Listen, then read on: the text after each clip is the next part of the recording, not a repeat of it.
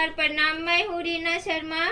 मैं एक छठी माई के गीत गाने जा रही हूँ। हमारे गीत पसंद आए तो लाइक सब्सक्राइब जरूर कीजिएगा। जय छठी मैया।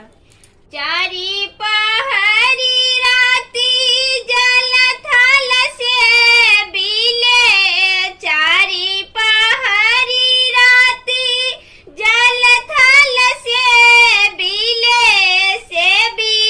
चरण तोहार। छठी मैया दर्शन दे हो हमार जी, छठी मैया दर्शन दे हो हमार।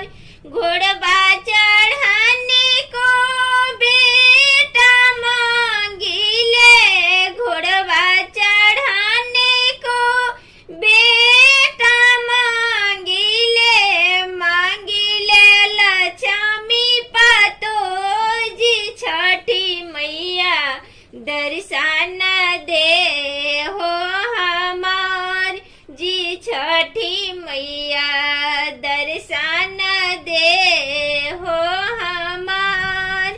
रुन की झुनो की हमें बेटी मांगिले, रुन की झुनो की हमें बेटी मांगिले, मांगिले पंडित दामाद। छठी मैया दर्शन दे हो हमार जी, छठी मैया दर्शन दे हो हमार। चारी पहरी राती जल थल से बीले चरण तोहार। छठी मैया दर्शन दे हो हमार जी, छठी मैया दर्शन